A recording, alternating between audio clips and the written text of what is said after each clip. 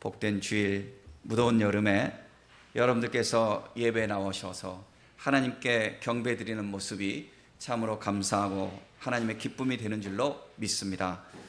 오늘 말씀 속에서 복음에 합당한 생활을 하라고 하는 교회를 향한, 성도들을 향한 바울 사도의 그 메시지를 오늘 우리가 중심으로 우리도 복음에 합당한 생활을 합시다라는 그런 주제로 말씀을 전하겠습니다. 빌립보서는 바울이 로마의 감옥에서 기록한 서신서인데 별명을 붙이면 기쁨의 편지라고 할 수 있습니다. 불평과 불안, 감옥에 있으니까 그런 정서적으로 그런 표현이 많이 나올 뻔한데 바울의 이 글에는 기쁨이란 표현을 엄청 많이 하고 있습니다. 그래서 우리가 빌립보서를 읽으면 이 서신서를 감옥에서 썼는지 아니면 휴양지에서 기쁘게 썼는지 모를 정도로 기쁨이라는 단어가 참 많이 나옵니다. 환경은 기쁨을 빼앗지만 복음은 감옥에서도 기쁨을 노래할 수 있게 하는 것입니다. 세상에는 환경의 지배를 받고 사는 사람이 있는가 하면 예수님을 믿는 믿음의 지배를 받고 사는 사람이 있습니다. 누구에게 들은 이야기인데요. 사형수에게 너는 코브라에 물려서 코브라 독으로 죽게 하겠다라고 하고 시험 삼아 사형수니까 코브라에게 물리는 것 대신에 눈을 가리고 침을 찔렀다고 합니다. 그런데 이 사형수가 쇼크사로 죽었습니다. 코브라에 물린 줄 알고. 그런데 더 놀라운 것은 그가 죽은 후에 그 몸에 나타난 반응 역시 마치 코브라에 물린 사람이 독 반응을 일으키는 것처럼 그런 반응이 있었다고 합니다. 우리가 정신이 참으로 중요합니다. 우리가 어떤 마음을 가지고 살아가느냐가 정말 중요합니다. 그래서 세상 사람들도 말하기를 호랑이 굴에 물려가도 정신을 바로 차리면 살 수 있다는 이런 말이 있지 않습니까? 여러분, 많은 경우에 세상에서도 흔히 말하는 멘탈이 중요합니다. 학교 다니면서 학교 성적도 물론 중요하겠지만요, 세상에 살아갈 때는요, 멘탈이 중요합니다. 인간관계에서도 멘탈이 중요하고요, 운동도 멘탈이 중요해요. 연습할 때 자기 집에서는 다 잘해요. 그런데 시합 나가면 못하는 선수들이 있어요. 그 멘탈의 문제거든요. 정말 정신이 참 중요해요. 여러분, 우리가 살아가면서 믿음으로 사는 성도들이잖아요. 우리가 어떤 마음가짐을 가지고 살아가느냐 하는 것이 참으로 중요합니다. 우린 기도하는 사람들이잖아요. 우리에게는 하나님이 계시잖아요. 우리 마음이 이게 흔히 말하기를 5만 가지 상이라고 그러잖아요. 5만 가지 상. 똑같은 마음이지만 사랑의 마음도 가질 수가 있고요, 시기의 마음도 가질 수가 있고요, 불평의 마음도 가질 수가 있고요, 감사의 마음도 가질 수가 있고요, 축복의 마음도 가질 수가 있고요, 정갈한 마음도 가질 수가 있고요, 은큼한 마음도 가질 수가 있는 거예요. 여러분, 우리의 마음의 상태가 어떠하느냐에 따라서 은혜가 임하는 정도가 다른 거예요. 항상 주님을 바라보시고 창조주 하나님의 능력과 그 사랑을 기억하시고 나를 사랑하신 예수님, 내가 잘나서가 아니라 나를 긍휼히 여기시고 나를 사랑하시는 그 예수님을 바라보고 마음을 겸손하게 가지세요. 그리고 모든 사람을 향하여서 겸허한 마음으로, 존중함과 감사한 마음으로 그렇게 살아가세요. 그렇게 할 때 하나님의 복이 임하는 것입니다. 여러분, 이 세상에서도요, 일반 은총 속에서도 보면은 사람들이, 잘 되는 사람들 나대지 않아요. 쉽게 사람들과 원수 맺으며 살지 않아요. 겸손하게 살아요. 밝게 살아요. 아주 친절하게 살아요. 베풀며 살아요. 그런 사람들이 덕을 쌓으며 앞길이 열리게 되어 있어요. 하나님의 일반 은총 가운데서도 그런 사람들이 예수 믿는다고 그런 질서를 하나님이 깨트리지 않으셔요. 입으로는 주여 주여 하는데 마음의 심보가 곱지 못하고 마음속에 이 불신이 가득 차고 그런 사람 복을 받지 못합니다. 여러분, 하나님을 향하여서 사랑의 마음을 열고 그리고 어떠한 환경 속에서도 하나님이 나에게 복을 주실 것이다 하는 그 사실을 믿고 신뢰와 그리고 겸손과 정갈함으로 그렇게 살아가는 성도들이 되시기를 바랍니다. 이런 성도들에게 하나님 모든 복을 주시는 것입니다. 쉽게 말해서 자다가도 이런 목사의 권위주의로 이렇게 생각할지 모르겠는데, 여러분들이 제 성도잖아요. 자다가도 운전하다가도 여러분 생각하면 내가 축복할 만한 그런 믿음으로 살아가세요. 굉장히 중요합니다. 정말로 우리가 겸손하게, 정말로 간절하게 그렇게 살아가세요. 하늘의 복과 땅의 복이 넘치게 되어 있을 것입니다.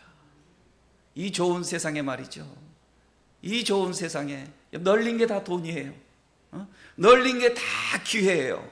우리 성도들이 그 중심에서 기쁘게 쟁취하며 사는 성도들 되시기를 예수의 이름으로 축복합니다. 특히 우리 자녀들 어렸을 때부터 이렇게 교회 나오는 거 얼마나 귀해요.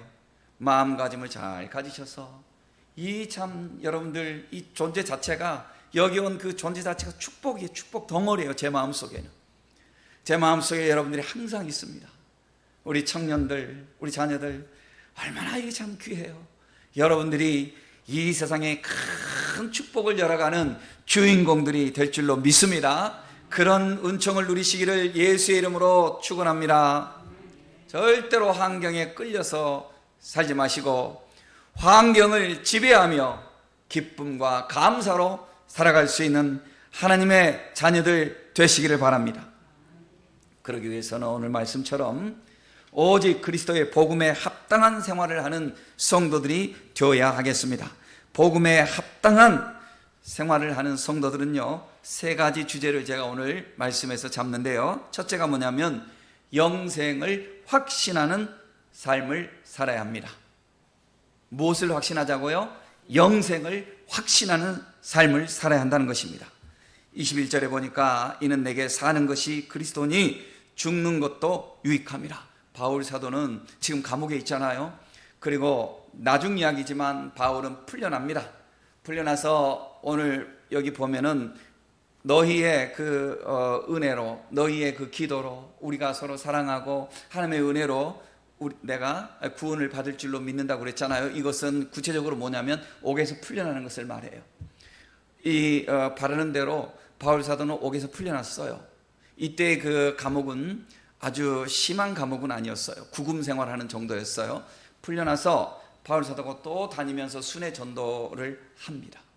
그리고 나중에 또 투옥이 되죠. 네로 황제, 여러분 역사적으로 유명한 사건 있죠. 로마가 화재가 일어나고 그것을 기독교인들에게 이렇게 책임을 전가시키려고 그 네로 황제가 그렇게 모략을 꾸몄죠. 그런 와중에 바울 사도가 이제 순교를 당합니다. 그러니까 이런 모든 것들을 영적으로 바울이 느끼죠. 그러니까 바울은 이런 모든 상황 속에서 지금 복음을 증가하면서 그가 기억하고 그가 놓치지 않고 있는 게 뭐냐면 영생에 대한 확신이에요. 천국에 대한 확신이에요. 여러분, 사람들이 가장 무서운 게 뭐예요? 질병에 걸리면 무섭다고 그러죠. 왜? 죽으니까. 그러니까 질병은 죽음의 전조죠. 그죠? 그러니까 정말 두려운 게 사람은 죽음이잖아요. 모든 사람이 죽음이 두려워요. 죽음은 이 세상의 끝이에요. 그러니까 죽음은 두려운 거예요. 그런데 예수 믿는 자들에게 있어서는 죽음이 끝이 아니에요. 죽음이 끝이 아니고 죽음은 영생을 향한 그 영생의 문으로 들어가는 출발인 거예요. 그러니까 이것에 대한 분명한 확신이 있는 성도들은 죽음에 흔들림이 없어요. 제가 언젠가 이야기를 했나요? 우리 박 집사님이라고요. 그분 공무원이신데요. 우리나라 보건복지부에 아주 그 요직에 있는 공무원이셔요. 요즘은 유튜브가 하도 오픈되니까 저도 이렇게 사람 이름들 말하는 습관이 있는데 이름을 말해서는 안 되겠더라고요. 이 박 집사님이 집이 대구인데 저하고 아주 가까운 사이고, 그래서 아버지가 장로님으로 계시다가 이제 소천하셨는데 장례식 기도를 해달라고 해서 제가 갔습니다. 전에도 이야기한 것 같은데 갔는데 교회가 우리 교회 한 3배에서 한 5배나 될까요? 그런데 장례식이 아니에요. 잔치집 같았어요. 이렇게 집안 식구들이 걸어 다니는데 문화상 상복을 입었지만 이렇게 다녔어요. 이렇게 음식 접시 들고 이렇게 다녔어요. 이렇게. 그리고 하관이라고 그러죠. 묘를 이렇게 하는데 충청도는 제가 다녀보니까 석관이에요. 그런데 대구인데도 그 집은 석관을 하더라고요. 그때 시신을 안장할 때 그때 잠깐 우시더라고요. 인간이라. 그리고 또 다시 또 막 밝았어요. 이야기를 들어본 즉 장로님이 천국 가시기 전에 며칠 전에 흩어진 자녀들을 다 모았어요. 보고 싶다고. 그리고 자기가 죽기 바로 전날에도 샤워하시고 저녁 잘 잡수시고 가족들하고 이야기하고 그리고 아침에 또 일어나셨어요. 아침 식사 잘 하셨어요. 그리고 나서 얘들아 내가 좀 피곤하다. 침대 갈란다. 하고 침대 가셨어요. 그리고는 조금 있다가 자녀들을 다 불렀어요. 찬송을 불러다오. 자녀들이 찬송을 불렀어요. 창문을 열어라. 천사가 온다. 그랬어요. 창문을 열었어요. 편안하게 가셨어요. 이걸 봤으니 그 자녀들이 죽음이 끝이 아니라는 걸 확신하잖아요. 여러분 우리 예수님께서 예수님조차도 육신으로 십자가의 그 고통을 당하는 것은 너무 힘든 일이기 때문에 겟세마네 동산에서 간절한 기도를 했던 거예요. 이길 수 있는 힘을 달라고. 이길 수 있는 힘을 달라고 기도하신 거예요. 그리고 십자가 위에서 예수님이 죽임을 당하시잖아요.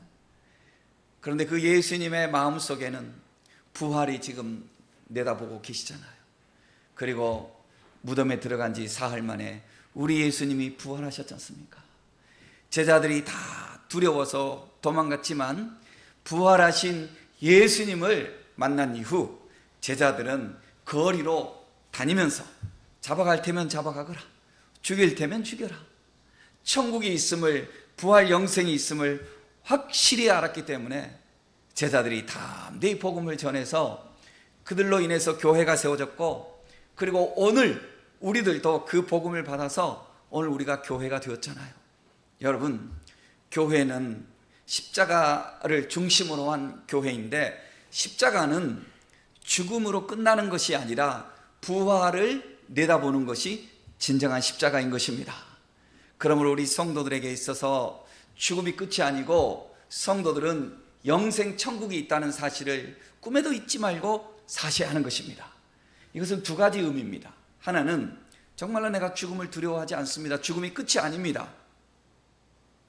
두 번째는 천국에서 주님께 칭찬 들을 수 있는 삶을 살겠다는 그런 성실함이 우리에게서 나올 수 있는 것입니다. 지금 우리가 많이 더운데 엊그제부터 바람이 조금 시원해지는 거 여러분 느끼지 않으세요? 바람 조금씩 시원해져요. 엊그제부터 가을이 저 어딘가에서 오고 있는 것 느껴져요. 그런데 전만 해도 저 위에 선배님들도 계시지만 나이로 60 넘게 이제 인생을 이렇게 살아오면서 예전 어른들이 하던 말씀들이 다 생각이 나요. 아, 이렇게 해서 인생을 그렇게 말씀하셨구나. 이제 가을이 금방 오는데 이 여름 더위가 전 너무 좋아요. 더위도. 왜냐하면 세월이 너무 아까워요. 하루하루가. 이 기회가 너무 많잖아요, 우리에게. 이 기회를 열심히 뭔가를 해야 될 거 아니에요, 우리가. 열심히. 여러분, 널린 게 다 기회예요. 널린 게 다 돈이고요. 널린 게 다 기회예요. 절대로 한숨 쉬며 살지 마세요. 세월을 아끼세요. 그리고 주님 앞에 기도하면서 해보세요. 여러분들 하나님께서 은혜를 주실 거예요. 그런데 이제 뭐냐면 세월이 아까운 거예요. 세월이. 야, 이제 조금 있으면 가을 되면 벌써 겨울, 또 한 해가 또 벌써 가는구나. 세월이 정말 아까워요. 여러분, 모세가 시편 90편에 보면 주의 목전에는 1000년이 지나가는 어제 같으며 밤의 한순간 같을 뿐임이니이다. 우리의 연수가 신속히 가니 우리가 날아갑니다. 이렇게 표현했거든요. 우리가 날아간다고. 이 시를 쓸 때 모세가 적어도 80세가 넘은 나이였어요. 모세가. 그때 모세가 인생을 돌아보면서 정말 인생이 날아갑니다, 주님. 그러면서 남아있는 세월을 계수할 수 있는 지혜를 달라고 기도하면서 그건 뭐예요? 현재 주어진 삶을 성실하게 살아가겠다는 거잖아요. 이것은 여러분 기독교인들이 내세를 확신하는 것은요, 현재의 삶을 함부로 살겠다는 것 아니에요. 내세를 확신하기 때문에 그만큼 현재의 삶을 우리는 성실하게 살아야 돼요. 성경에 보면 달란트 비유 있잖아요. 한 달란트 땅속에 감춰놓고 일도 하지 않고 게으르고, 이 사람이 말은 제일 잘하죠. 원래 그래요. 항상 불평하는 사람들이요, 이 말은 제일 잘해요. 열심히 하는 사람들 할 말이 없어요. 할 말이 없어요. 그냥 열심히 했습니다. 그리고 성실해요. 절대로 성실해요. 여러분, 절대로 여러분들이 놓치지 말아야 할 게 뭐냐면, 하나님이 우리의 능력 보지 않습니다. 능력은 하나님이 주시는 것입니다. 하나님이 우리에게 원하시는 것이 뭔 줄 아세요? 성실함입니다. 무엇을 맡았든지 성실하게 하나님 앞에 나오세요. 저는 여러분들이 예배 자리에 성실하게 나오시고, 여러분들이 작은 일을 하나 맡았어도 그 성실함으로 충성하는 것을 볼 때에 하나님 아버지 앞에 축복의 기도가 나갑니다. 여러분, 하나님 앞에 우리가 드릴 수 있는 게 뭐냐면 성실함이에요. 절대로 하나님은요, 우리의 능력을 평가하지 않으셔요. 하나님이 우리를 평가하시는 것은 뭐냐면 성실함이에요. 겸손하고 정갈하고 성실함으로, 기분대로 감정대로 그렇게 살지 마세요. 하나님 앞에 성실함으로 사세요. 이렇게 사는 사람은 뭐예요? 현재에도 복을 받고, 인생이 현재 이 육체의 날이 다 끝나면 끝이 아니에요. 천국에서 오늘 우리가 살아온 삶이 천국에서 제대로 평가가 되는 거예요. 그러므로 내세를 확신하는 성도일수록 현재의 삶을 성실하게 사는 것입니다. 두 번째로, 복음에 합당한 생활을 하는 성도들은 뭐냐면 영적인 싸움을 할 줄 아는 성도가 되어야 하는 것입니다. 무슨 싸움요? 영적인 싸움요. 모든 사람들이 싸울 줄 알아요. 육체로 싸워요. 모든 사람들이 살기 위해서 싸워요. 다 싸워요. 주먹으로 안 싸워도 마음으로 싸우고 정신으로 싸우고 다 싸워요. 어려서도 경쟁하고, 직장에서도 경쟁하고, 사회에서도 경쟁하고, 우리는 다 그렇게 이 삶의 시스템 자체가 생존 경쟁이잖아요. 약육 강식이고, 그런 구조가 다 되어 있는 거예요. 인간 존재 자체가 그래요. 어떤 사회이든지, 자본주의든지 사회주의든지 어떤 사회든지 다 그렇게 되어 있어요. 여러분, 북한은 사회주의 체제니까 다 평등하다고 우리가 생각하잖아요. 그런데 북한에서 넘어온 사람들 이야기 들어보세요. 거기에도 다 니어 거를 가지고 있는 사람은 조금 더 잘 살고요, 자전거라도 하나 가지고 있는 사람은 어떻게 잘 살고요, 거기에서도 어떻게 해서라도 당하고 어떻게 연관이 있어서 조금 어떻게 로비하는 사람 좀 더 잘 살고요. 다 인간 살아가는 곳에는요, 전부 다 이 경쟁 구도가 있는 거예요. 그래서 사람들은 싸우는데 모든 사람들은 일반적으로는 이기심과 자존심과 그리고 빵을 더 얻기 위해서 모략을 세워나가면서 싸우는 거예요. 이것이 세상의 육체의 싸움입니다.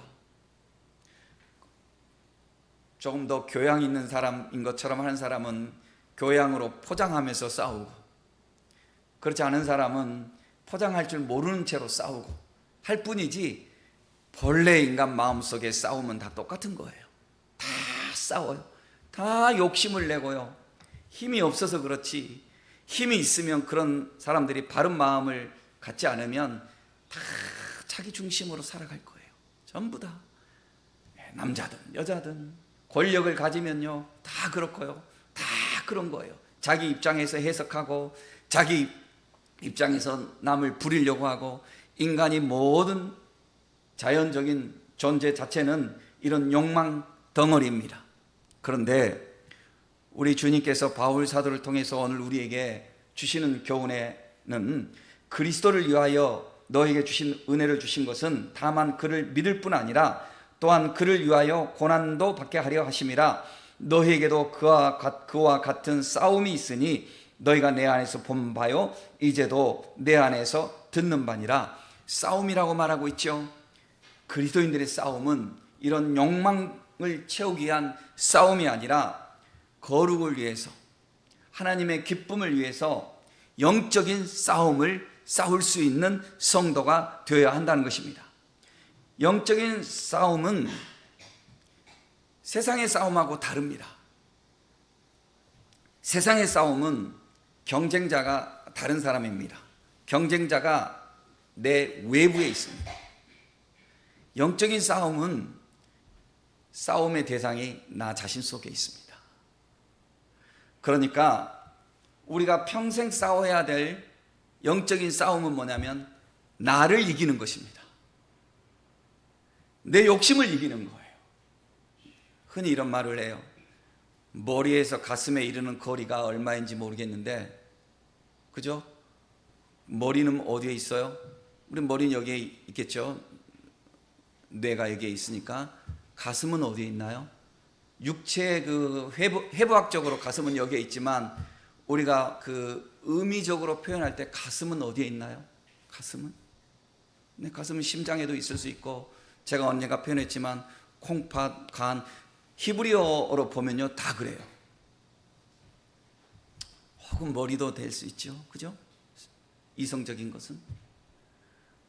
어쨌거나 머리에서 가슴에 이르는 거리는 굉장히 짧죠. 내 안에 있으니까.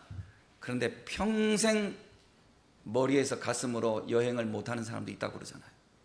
자기를 이기지 못하고 평생 끌려다니는 거예요. 평생.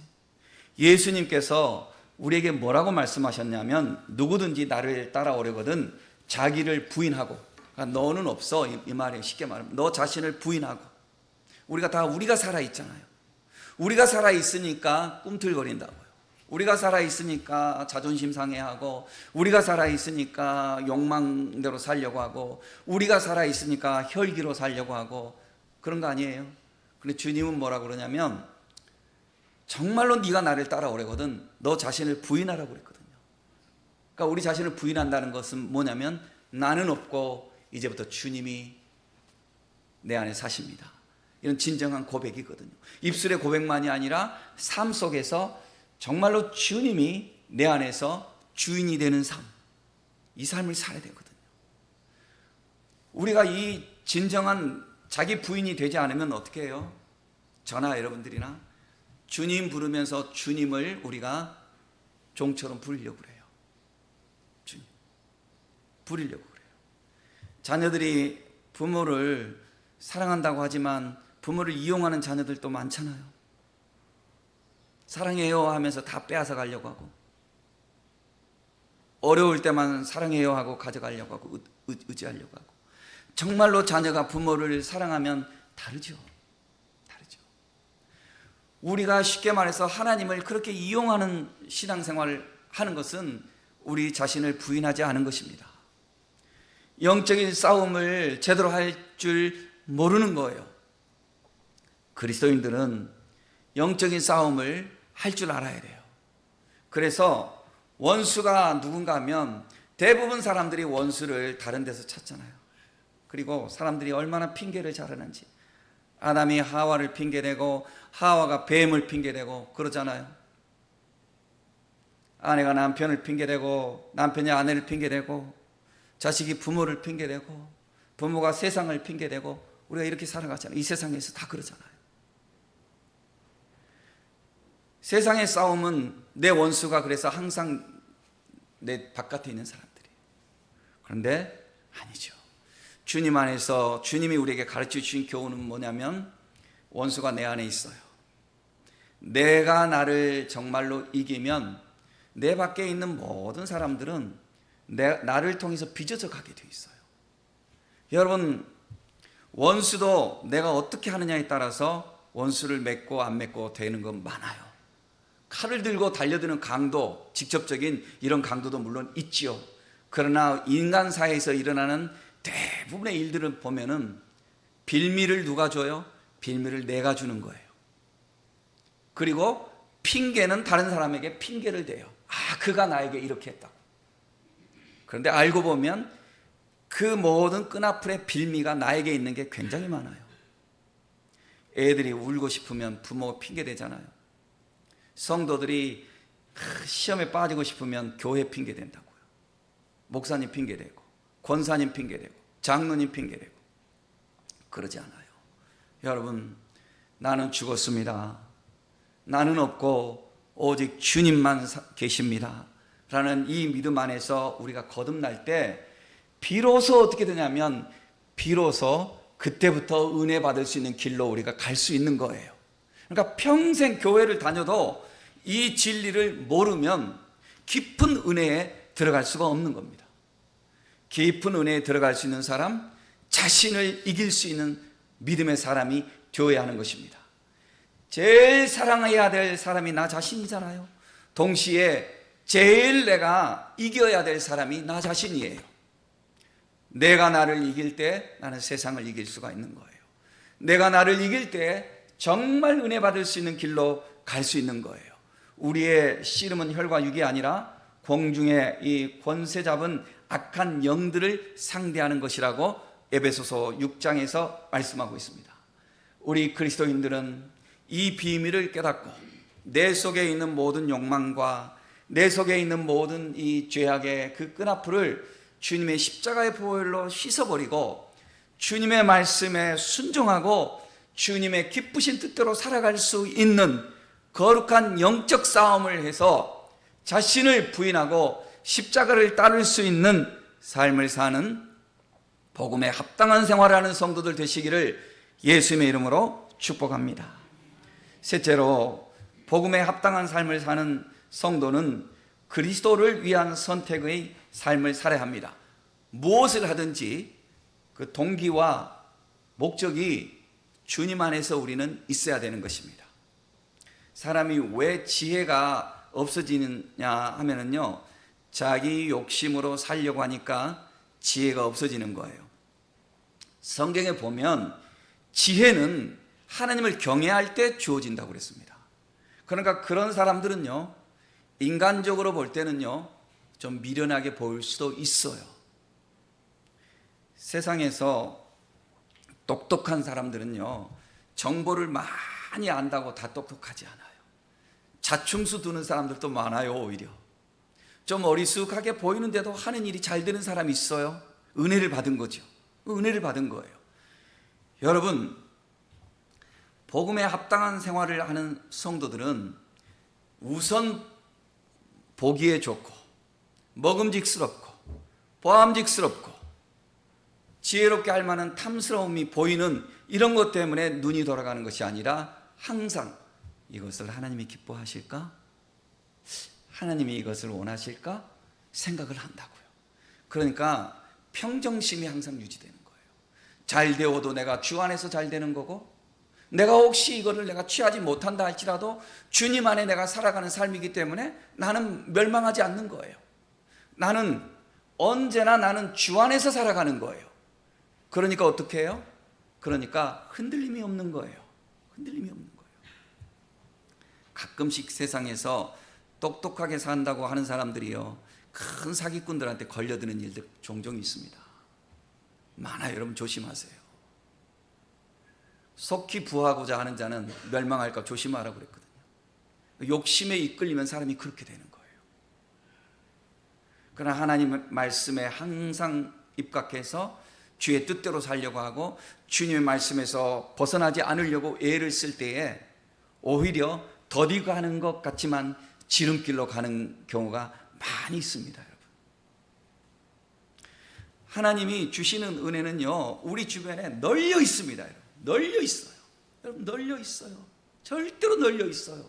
여러분, 이 좋은 세상에 그 은혜를 누리시는 성도들 되시기를 바랍니다. 절대로 욕심으로 낸다고 해서 되는 게 아니고요, 집중하여 기도하고 하나님의 선하신 뜻대로 살아가세요. 모든 동기와 목적이 주님을 중심으로 살아가세요. 탐낸다고 내 것 되는 거 아니에요. 정말로 돈을 버는 사람은 어떤 사람이 돈을 버는 줄 아세요? 잘 쓰는 사람이 돈을 버는 거예요. 베풀 줄 아는 사람이 돈을 버는 거예요. 절대로 그렇게 되어 있어요. 하나님이 정하신 이치예요. 모든 사람들은 욕망을 위해 살아가게 되어 있거든요. 우리들도 마찬가지예요. 우리 그리스도인들도 욕망이 있어야 돼요. 여러분, 만약에 여러분들이 운동선수라고 해보세요. 그냥 뭐 베풀며 살지요. 뭐 꼭 이겨야 됩니까? 이게 좋은 태도예요? 아니죠. 한번 해보겠습니다. 최선을 다해서 챔피언이 한번 돼봐야 되겠습니다. 이런 욕망이 이게 왜 죄냐고요? 죄 아니에요. 그런데 챔피언이 되기 위해서 나쁜 수단을 쓰지는 않죠. 그렇죠?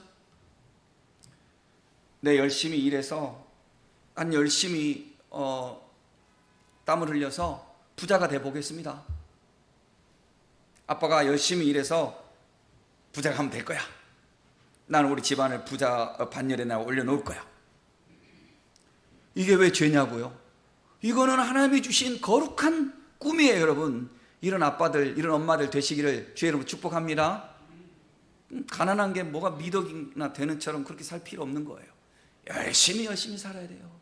그리고 이렇게 살아가는 사람들에게 하나님이 선하신 뜻 가운데서 복을 주시는 거예요. 그런데 내가 부자가 되면 에이, 그냥 갈아치워버리고, 이런 사람 있잖아요. 그죠? 갈아치워버리고, 뭐 어디 가서 내 자랑하고, 어디 가서 내가 어떻게 살고, 이런 탐욕의 꿈을 꾸는 것을 하나님이 기뻐하시겠어요? 그래서 예전에 미국은 이제 복권 단위가 굉장히 크더만요. 복권, 여러분, 우리도 살 수 있어요. 저도 가끔 이렇게 산 적도 있어요. 복권 사는 게 뭐 나쁜 건 아니죠. 뭐 나쁘다고 할 수 있는 사람이 있을지 모르겠습니다만, 탐욕으로 막 재산을 끌어다가 이렇게 하는 것은 나쁘겠지만, 우리가 그냥 한두 번 살 수도 있는 거잖아요. 그 미국에서 복권에 당첨된 사람들과 우리나라 돈으로 계산했을 때 그때 100억이 넘는 그 복권 당첨된 사람들 30명을 조사를 했어요. 10년 후에 그들의 삶이 어떻게 됐는지. 30명 중에 정상적인 사람 한 사람도 없었대요. 이거 왜 그랬을까요? 돈을 잘 활용할 줄 몰랐기 때문에, 베풀 줄 모르고 탐욕으로 썼기 때문에. 그리고 그 조사하는 그 순간에도 어떤 사람은 알코올 중독하는 데 가 있었고, 어떤 사람은 그 매춘하는 데 가 있었고, 빚에 빚더미에 올라 있었고, 그런 사람들이 있더라고요. 그 조사하는 그 데이터에 보면. 여러분, 인터넷 여러분 조사해도 그런 거 찾을 수 있어요. 그러니까 우리가 돈에 대한 이 탐욕으로 자기 자신에 대한 이 욕심에 끌려서 그렇게 살아가면은 하나님의 은총을 누릴 수 없습니다. 그리스도의 복음에 합당한 삶을 살려고 하는 성도는 무엇을 추구하든지 그리스도를 위하여 주님 기쁨이 되는 삶을 추구하려고 하는 그 동기와 목적이 거기에 있어야 하는 것입니다. 그럴 때 하나님이 그 사람들에게 복을 주시게 되어 있습니다. 제가 오늘 주보에 한 사람의 이야기를 실었는데요. 주보에 보면은 여기 뭐 에드워드 모트라는 사람이 있습니다. 여러분 주보 지금 뭐 보지는 마시고요. 그 에드워드 모트라는 사람이 있는데, 이 사람이 그 캐비닛을 이렇게 해서 일하는, 망치질하는 그 양철을 이렇게 캐비닛, 옛날에 1800년도니까 이렇게 늘 망치질하고, 이게 자기 직업이었는데 늘 이게 불평이 많았답니다. 왜냐하면은 나는 어떻게 이렇게 가난뱅이 아들로 태어나가지고 평생 나는 망치질만 하다가 인생 내 끝내야 돼 하면서 불평이 너무 많았다는 거죠.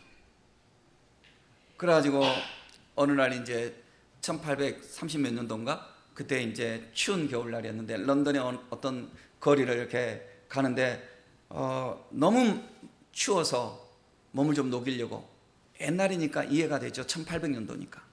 그래서 길가에 있는 교회가 불이 켜져 있으니까 가서 난로를 좀 얻어쬐려고 교회로 들어갔어요. 갔더니 목사님이 설교하고 있었는데 거듭나는 거에 대해서 설교하고 있었어요. 그러니까 이 에드워드 모트가 속으로 생각했어요.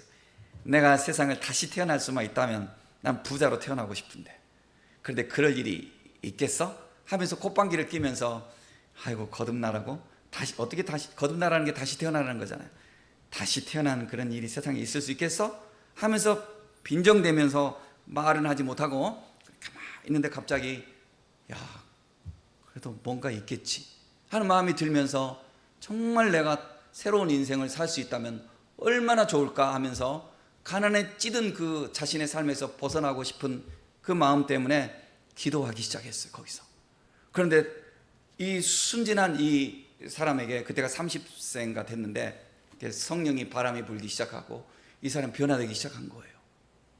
그러면서 처음에는 자기가 부자가 되고 싶어서 이렇게 처음에는 시작을 했는데 점점 예수님을 잘 믿고 하나님의 자녀로 다시 거듭나는 것에 대해서 깨닫기 시작하면서 자꾸만 예수님을 잘 믿는 사람 되게 해달라고, 그런 사람으로 살게 해달라고 그 거룩한 기도를 하기 시작했어요. 에드워드가. 은혜가 막 임하는 거예요. 은혜가 임하니까 어떻게 되냐면 이 사람의 이제 일기장에 나오는 이야기인데 자기가 망치질 하는 게 전에는 투덜대면서 했대요. 에라이 이러면서 이렇게 하다가 이제부터는 춤을 추면서 했대요. 망치질 하는 게 기쁘다는 거. 주님이 나와 함께 하신다 하면서 이렇게 하니 점점 관계가 열리고 하면서 결국 이 그 캐비넷 회사의 사장님이 돼버린 거예요. 이 에드워드가. 그 돈도 많이 벌고 그리고 예배당도 짓고 뭐 그랬더라고요.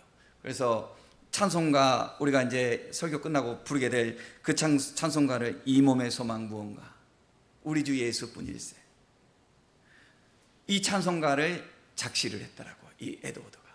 그러니 여러분, 하나님께서는 먼저 주님의 나라와 주의 의를 구하기 위해서 애쓴 이 사람에게 구하지 않은 것까지 주시잖아요. 솔로몬이 하나님께 기도할 때 지혜를 달라고. 왜? 내 백성들, 하나님의 백성들을 내가 바른 길로 인도할 수 있는 지혜를 달라고. 그럴 때 하나님께서 야, 너는 너 자신을 위해서 권세와 부와 뭐 이런 거 구하지 않고 어쩜 그렇게 구하니? 그래서 하나님께서 오히려 솔로몬에게 지혜도 주시고 부와 권세도 주신다고 그랬지 않습니까? 나중에 솔로몬이 잘 못 써서 그게 문제지.